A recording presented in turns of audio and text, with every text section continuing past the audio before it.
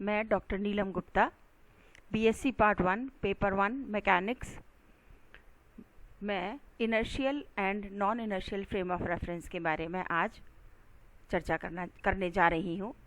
कल हम लोगों ने फ्रेम ऑफ रेफरेंस के बारे में समझा था। निर्देश तंत्र की जब हम बात करते हैं तो हम ये जानते हैं कि निर्देश तंत्र दो प्रकार के निर्देश तंत्र होते हैं। एक निर्देश तंत्र इनर्शियल फ्रेम ऑफ रेफरेंस, जिसको जड़त्वीय निर्देश तंत्र कहा जाता है। दूसरी निर्देश तंत्र को हम non inertial frame of reference कहते हैं, जिसे अजड़त्वीय निर्देश तंत्र कहा जाता है। जड़त्वीय निर्देश तंत्र किसे कहते हैं? जड़त्वीय निर्देश तंत्र, जैसा कि हमने यहाँ परिभाषा में लिखा हुआ है, हमारे वो सभी निर्देश तंत्र जड़त्वीय निर्देश तंत्र कहलाते हैं जो न्यूटन की गति के नियमों का पालन करते हैं। न्यूटन की गति के नियमों का पालन करते हैं अर्थात यदि मान लो किसी कण के ऊपर कोई किसी भी प्रकार का कोई बाह्य बल नहीं लग रहा है और उसके पश्चात कण की गति यदि त्वरण रहित दिखाई देती है, अर्थात बाह्य बल की अनुपस्थिति में जिस निर्देश तंत्र में हम कण को ले रहे हैं, अगर उस निर्देश तंत्र में कण की गति त्वरण रहित दिखाई देती है तो उस निर्देश तंत्र को हम जड़त्वीय निर्देश तंत्र कह देते हैं। यदि हम इसी चीज़ को गणितीय रूप से समझने का प्रयास करें तो हम यहाँ देख सकते हैं कि बाह्य बल की अनुपस्थिति के मायने क्या है, अर्थात जो न्यूटन के द्वितीय नियम के अनुसार हम जानते हैं rate of change of momentum is equal to force, और गणितीय समीकरण में हम इसको लिख सकते हैं F is equal to ma। यदि हमने किसी वस्तु के ऊपर, किसी कण के ऊपर कोई बाह्य बल नहीं लगाया है तो यह F का मान क्या होगा? 0, और ma is also equal to 0। चूँकि हम जानते हैं कि कण का द्रव्यमान 0 नहीं हो सकता है, अर्थात कण का त्वरण a ही 0 होगा। यदि कण का त्वरण a 0 होगा, इसका क्या मायने है कि यदि मान लो हम बाह्य बल की अनुपस्थिति में किसी भी कण को कंसीडर करते हैं तो ऐसा कण उस निर्देश तंत्र में सदैव नियत वेग से गति करेगा। यह हमारा जड़त्व का नियम भी है। इसीलिए हम कहते हैं कि वो निर्देश तंत्र, जिन निर्देश तंत्रों में न्यूटन की गति के प्रथम और द्वितीय नियम सदैव वैध रहते हैं, वैलिड रहते हैं, उन निर्देश तंत्रों को हम जड़त्वीय निर्देश तंत्र कहते हैं। अगर हम और भी एनालाइज करें तो हम कहते हैं कि जड़त्वीय निर्देश तंत्र हमारी वो निर्देश तंत्र है जो या तो स्थिर निर्देश तंत्र है या नियत वेग से गतिशील निर्देश तंत्र है। इसी के रेफरेंस में हम आगे कंसीडर करेंगे non inertial frame of reference, अजड़त्वीय निर्देश तंत्र। अजड़त्वीय निर्देश तंत्र हमारी वह निर्देश तंत्र है जिनमें बाह्य बल की अनुपस्थिति में भी कण की गति त्वरित दिखाई देती है, उन्हें हम अजड़त्वीय निर्देश तंत्र कहते हैं। सामान्यतः हमारे पास अजड़त्वीय निर्देश तंत्र में न्यूटन के प्रथम और द्वितीय नियम वैध नहीं रहते हैं। जैसे फॉर एग्जाम्पल यदि हम कंसीडर करें तो हम सभी जानते हैं कि पृथ्वी जो है वो पृथ्वी अपनी स्वयं की अक्ष के सापेक्ष घूर्णन गति करती है, अर्थात पृथ्वी पर स्थित जितनी भी निर्देश तंत्र होंगी वह सभी निर्देश तंत्र अजड़त्वीय निर्देश तंत्र होंगी। लेकिन चूंकि हम यह भी जानते हैं कि पृथ्वी का कोणीय वेग बहुत कम है, तो न्यून कोणीय वेग की वजह से, न्यून कोणीय वेग होने के कारण हम यह मान लेते हैं कि व्यावहारिक रूप से पृथ्वी पर जो निर्देश तंत्र हैं वो व्यावहारिक रूप से जड़त्वीय निर्देश तंत्र नहीं है। अगर हम इस बात को कंसीडर करते हैं तो यहाँ यह भी स्पष्ट करना बहुत ज़रूरी होगा कि फिर हम जड़त्वीय और अजड़त्वीय निर्देश तंत्रों में अंतर किस प्रकार से स्पष्ट करेंगे। उसके लिए हम फिर से एक एग्जाम्पल कंसीडर करते हैं। जैसे कोई व्यक्ति एक कार में बैठा है, जब कार स्थिर होती है या एक समान चाल से गतिशील होती है तब वह व्यक्ति, मतलब कौन सा व्यक्ति? जो कार के अंदर बैठा हुआ है, किसी भी प्रकार के बल का अनुभव नहीं करता है। लेकिन यदि कार एकाएक अचानक त्वरित होकर चलने लगे तो पीछे की ओर उस व्यक्ति को एक बल का अनुभव होता है, और एक समान यदि चाल से चल रही हुई कार में अचानक से ब्रेक लगाना पड़े तो वह व्यक्ति आगे की ओर एक बल का अनुभव करता है। इस प्रकार हम जड़त्वीय और अजड़त्वीय निर्देश तंत्रों में अंतर स्पष्ट कर सकते हैं। जब अजड़त्वीय और जड़त्वीय निर्देश तंत्रों को हमने समझा, उसके बाद हम ये कंसीडर करते हैं कि इनकी हमें क्या ज़रूरत हुई। इनकी हमें इसलिए ज़रूरत हुई कि यदि मान लो हम एक किसी निर्देश तंत्र में हमने किसी एक वस्तु के ऑब्जर्वेशंस लिए, उसी वस्तु या कण के ऑब्जर्वेशन हम दूसरी निर्देश तंत्र में लेना चाह रहे हैं, तो क्या हमारे पास कोई ऐसा तरीका है जिससे हम दोनों निर्देश तंत्रों के जो कोऑर्डिनेट्स हैं उनको कोरिलेट कर सकते हैं? Yes, we have an idea. उस निर्देश तंत्र को या उस समीकरण को, जिस समीकरण के द्वारा हम एक घटना के लिए एक निर्देश तंत्र में लिए गए प्रेक्षणों को तथा उसी घटना को दूसरे निर्देश तंत्र में लिए गए प्रेक्षणों के मध्य यदि कोई संबंध व्यक्त करने वाले समीकरण हो, तो उन समीकरणों को हम रूपांतरण समीकरण कहते हैं। उनको हम निर्देशांक रूपांतरण कहा जाता है। निर्देशांक रूपांतरण का क्या मायने है? क्योंकि जब हम किसी भी कण की स्थिति को व्यक्त करते हैं तो हम कहते हैं कि कण की स्थिति जो है, अगर 3 डायमेंशनल एक्सेस में हम कंसीडर करें तो हमारे पास कण जो है उसकी एक्स एक्सिस के करस्पॉन्डिंग कोऑर्डिनेट x होगा, y एक्सिस के करस्पॉन्डिंग कोऑर्डिनेट y होगा और z एक्सिस के करस्पॉन्डिंग कोऑर्डिनेट z होगा। जब हम ये कंसीडर करते हैं कि निर्देश तंत्रों के मध्य कोई भी आपेक्षिक गति नहीं है, इसका मतलब यदि केवल स्थानांतरीय गति या कोई निर्देश तंत्र एक निश्चित अक्ष पर झुका हुआ हो, तो उस निर्देश तंत्र में अगर हम रूपांतरण समीकरण निकालते हैं तो वो रूपांतरण समीकरण हमारे समय अनाश्रित अर्थात टाइम इंडिपेंडेंट ट्रांसफॉर्मेशन कोऑर्डिनेट्स होते हैं। इसके विपरीत यदि निर्देश तंत्रों के मध्य आपेक्षिक गति है तो उस प्रकार के रूपांतरण समीकरणों को हम टाइम डिपेंडेंट समीकरण कहते हैं। ऐसी कब स्थिति क्रिएट होती है कि जब हम एक ही घटना को दो अलग अलग निर्देश तंत्रों में ऑब्जर्व करना चाहते हैं। बहुत ही साधारण उदाहरण है कि यदि मान लो हम ये कंसीडर करें कि प्लेटफॉर्म पर खड़ा हुआ व्यक्ति, प्लेटफॉर्म के आसपास अगर हमें कोई पेड़ पौधे वृक्ष दिखाई देते हैं तो प्लेटफॉर्म पर खड़ा हुआ व्यक्ति जो है उसे जितने भी आसपास पेड़ पौधे दिखाई दे रहे हैं या वृक्ष दिखाई दे रहे हैं वो सभी उसे कैसे प्रेक्षित होंगे? स्थिर अवस्था में प्रेक्षित होंगे।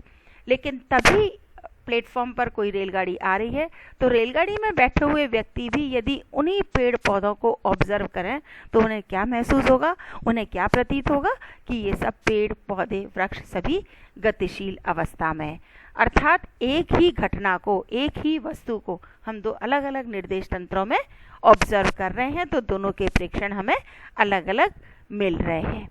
इन निर्देश तंत्रों के मध्य यदि हम किसी समीकरण के द्वारा इनके बीच संबंधों को व्यक्त करें, उन संबंधों को हम रूपांतरण समीकरण कहते हैं। पहले हम कंसीडर करेंगे कि time independent transformation coordinate equations क्या है। सबसे पहले हमने कंसीडर किया कि हम उन स्थानांतरित निर्देश तंत्रों के लिए रूपांतरण समीकरण निकालना चाहते हैं जिनमें कण हमारा स्थानांतरीय गति करता है। हमने कंसीडर किया कि हमारे पास एक निर्देश तंत्र है जिसकी अक्ष है एक्स वाई जेड। इस निर्देश तंत्र को मैंने एस से डिनोट किया है। दूसरी निर्देश तंत्र मैंने कंसीडर किया कि इस प्रकार से है जिसकी एक्स डैश अक्ष एक्स अक्ष के और वाई डैश अक्ष वाई अक्ष के समानांतर है। इस निर्देश तंत्र को मैंने नाम दे दिया एस डैश निर्देश तंत्र। एस निर्देश तंत्र एस डैश निर्देश तंत्र के सापेक्ष एक नियत विस्थापन से विस्थापित है। वह नियत विस्थापन क्या है? Are not. हमने कंसीडर किया कि कोई कण जो है वो बिंदु P पर स्थित है। यदि इस कण का एस निर्देश तंत्र के मूल बिंदु के सापेक्ष स्थिति सदिश हम कंसीडर करें R है, इसी कण P का एस डैश निर्देश तंत्र के मूल बिंदु O डैश के सापेक्ष स्थिति सदिश R डैश है, तो हम इस त्रिभुज O डैश P के मध्य सदिश नियम से हम लिख सकते हैं R dash R naught plus R dash is equal to R, अर्थात R dash is equal to R minus R naught. इसको हमने समीकरण 1 के द्वारा व्यक्त कर दिया। इस समीकरण का हमने t के सापेक्ष अवकलन कर दिया। सब जानते हैं dr dash upon dt is equal to d r upon d t minus d r naught upon d t. चूंकि आर नॉट हमारे पास नियत विस्थापन है, अर्थात rate of change of a constant displacement is always equal to 0, और dr dash upon dt is equal to dr upon dt. It shows that the velocity of the particle in s dash frame is exactly same as the velocity of the particle in s frame. It is denoted by equation number 2. Again we can differentiate this equation with respect to time t, and we will get dv dash upon dt is equal to dv upon dt.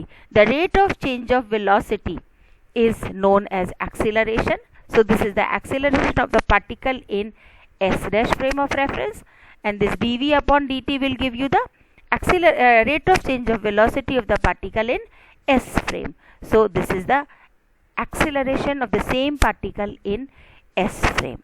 इस प्रकार से अगर हम इन सभी equations को observe करें तो हम यह देख सकते हैं कि हमारा s निर्देश तंत्र में जो कण का स्थिति सदिश r है, s डैश निर्देश तंत्र के स्थिति सदिश r डैश का मान इस r से भिन्न है, अलग है। परंतु यदि हम s डैश और s निर्देश तंत्र में कण का वेग या कण का त्वरण कंसीडर करें तो हम देख सकते हैं दोनों एक दूसरे के बराबर हैं, अर्थात समीकरण 1, 2 और 3 जो है वो हमारे स्थानांतरित निर्देश तंत्रों के मध्य रूपांतरण समीकरण को व्यक्त करते हैं। अब हम कंसीडर करेंगे निश्चित कोण से झुके हुए निर्देश तंत्र में रूपांतरण। यदि हमारे पास कोई निर्देश तंत्र एक नियत कोण से झुकी हुई है, हमने कंसीडर किया कि हमारे पास एक निर्देश तंत्र है S और दूसरी निर्देश तंत्र है S डैश।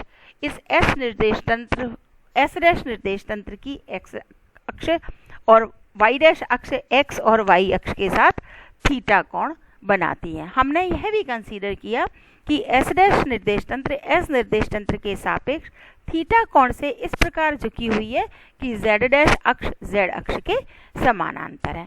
अब अगर हम इस ज्योमेट्री को कंसीडर करें तो इसमें हम इस चित्र के अनुसार बता सकते हैं कि हमारे पास इस S निर्देश तंत्र में हमने कण को कंसीडर किया P और S निर्देश तंत्र में इसके निर्देशांक हैं x, y। मैंने S फ्रेम ऑफ रेफरेंस को रेड कलर से डिनोट किया है, S dash frame of reference को मैंने ब्लू कलर से डिनोट किया है, और S डैश निर्देश तंत्र में इसके कोऑर्डिनेट्स हैं x डैश और y डैश।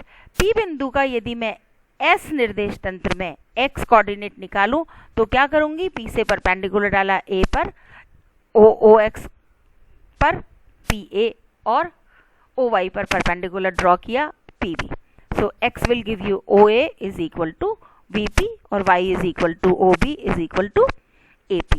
सिमिलरली इसी P बिंदु से हमने OX डैश अक्ष पर परपेंडिकुलर डाल के y डैश डिस्टेंस को ऑब्जर्व कर लिया और OY डैश पर परपेंडिकुलर ड्रॉ करके हमने x डैश कोऑर्डिनेट को शो कर दिया।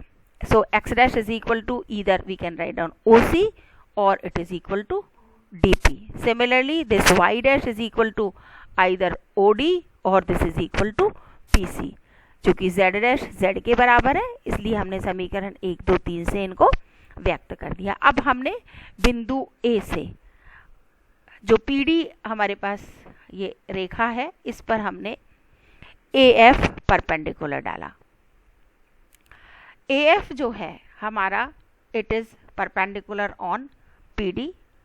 सिमिलरली AF जो है वो हमारा OX डैश पर भी परपेंडिकुलर होगा क्योंकि इनके मध्य जो कोण है theta, this is a small angle. तो ये हमारे पास x अक्ष पर डाला गया लंब था, यह हमारा x डैश अक्ष पर डाला हुआ लंब था, अर्थात जब x डैश और x के बीच में एंगल थीटा है इन दोनों के मध्य भी कोण थीटा होगा। फिर से हमने समीकरण 2 को कंसीडर किया। समीकरण 2 में हमारे पास क्या है, x dash is equal to OC is equal to DP।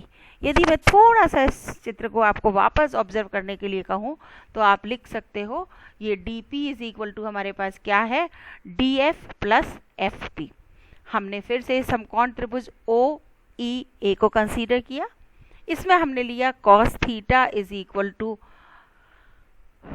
base OE upon OA hypotenuse. So OE is equal to OA cos theta हमने यहाँ लिखा. FP के लिए मैंने कंसीडर किया इस समकोण त्रिभुज को AFP को, इससे मैंने लिख दिया FP is equal to AP sine theta. चूंकि OA हमारा x के बराबर है, AP हमारा y के बराबर है, इसलिए हमने इसको लिख दिया x dash is equal to x cos theta plus y sine theta. इसी प्रकार से हमने आगे y डैश कोऑर्डिनेट भी निकाल लिया और y डैश कोऑर्डिनेट को मैंने लिखा OD और is equal to CP is equal to EF. y dash is equal to AF minus AE. AF का हमने वैल्यू रखा, AF is equal to x cos theta, it should be AF, और AF is equal to y cos theta और AE is equal to x sin theta. So y dash is equal to y cos theta minus x sin theta. Both these equation 4 and 5 can be written in this form. X dash is equal to x cos x dash OX, because this theta angle is the angle between x dash OX. Similarly, if we consider the another term y sin theta, this sin is equal to, हमने लिखा it is equal to, similarity को maintain करने के लिए y cos x dash o y, और the equation 5 is written in the form y dash is equal to x cos y dash ox plus y cos y dash oy. As we know, x dash oy, again we'll observe the figure, x dash oy, this is x dash, this is O and this is Y. So this angle is equal to, this whole angle is 90 and this angle is theta. So the remaining this x dash OY angle is 90 minus theta. You can observe over here x dash OY is equal to 90 minus x dash OX is equal to 90 minus theta. So cos of x dash OY is equal to cos of 90 minus theta, or it is equal to sin theta. So in the equation number 4, this sin theta is replaced by cos of x dash OY in this equation number 6. Similarly, in equation number 7, we have to put cos of theta is equal to cos y dash OX. This y dash OX is equal to, we again observe the geometry, y dash OX. This is your y dash, this is O and this is X. As we know, y dash OX dash is 90 degree, this angle is 90 degree and the remaining this angle is theta. So y dash OX is 90 plus theta.